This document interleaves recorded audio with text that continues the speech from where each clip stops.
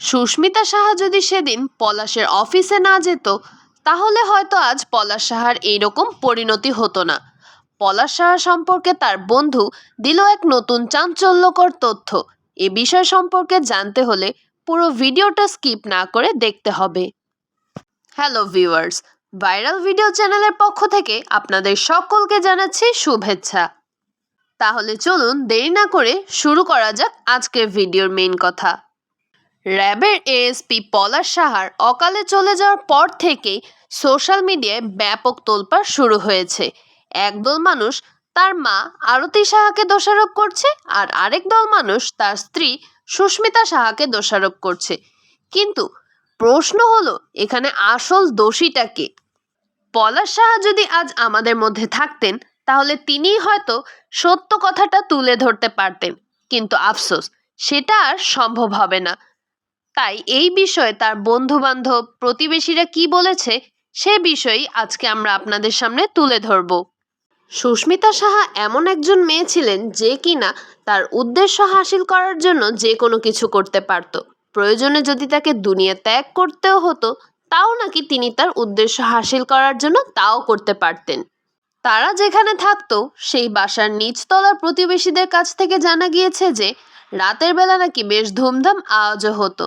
এমনকি এও জানা গিয়েছে যে সুস্মিতার মন মতো কিছু না হলে সে নাকি জিনিসপত্র ভাঙচুর করত। এছাড়াও সুস্মিতা সাহা নাকি প্রায় পলাশ সাহাকে বিভিন্নভাবে ভয় দেখানোর চেষ্টা করত। কিছু হলেই ছাদে চলে যেত, নয়তো রাস্তায় চলে যেত। এমনকি পলাশ সাহার এই কর্মকাণ্ডর যেদিন ঘটেছিল সেদিনের আগের দিন সুস্মিতা সাহা তার অফিসে গিয়ে অনেক কাহিনী করে এসেছিল। পলাশ সাহার এক সহকর্মীর কাছ থেকে জানা গিয়েছে তিনি নাকি অফিসে প্রায় মনমরা হয়ে থাকত, তবে এ বিষয়ে তার সহকর্মীদের সাথে তিনি তেমন কিছু শেয়ার করেনি। এছাড়াও মাঝে মধ্যে নাকি তার চোখে জল দেখা যেত। এ বিষয়ে তার এক ঘনিষ্ঠ সহকর্মী মুখ খুলেছেন। তিনি জানিয়েছেন, পলাশ খুব ভালো মানুষ ছিল, কিন্তু মনে অনেক কষ্ট নিয়ে ঘুরে বেড়াতো। অফিস শেষে আমরা একসাথে বসতাম, কথা বলতাম, তখনই বুঝতাম ওর মনের ভিতরে অনেক কিছু জমে আছে।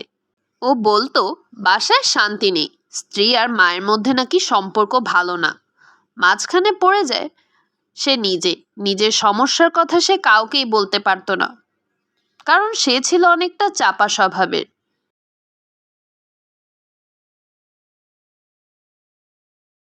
মাঝে মধ্যে বলতো সব কিছু ছেড়ে তার চলে যেতে মন চায়, কিন্তু এই কথার মানে যে এতটাই গভীর ছিল সেটা কেউ কখনো বুঝে উঠতেই পারেনি। এই চলে যাওয়া মানেই যে চিরকালে হারিয়ে যাওয়া হবে কে তা জানতো। মা ও বউয়ের মধ্যে যদি সম্পর্কটা একটু ভালো হতো, ঘরে যদি শান্তি থাকতো, তাহলে হয়তো পলাশ সাহা এমন একটা সিদ্ধান্ত বেছে নিতেন না। ভিউয়ার্স, আপনাদের এ বিষয়ে কি মতামত অবশ্যই কমেন্ট করে জানাবেন। আজকের ভিডিও এই পর্যন্তই। পরবর্তী ভিডিও দেখার জন্য সকলকে আমন্ত্রণ রইল।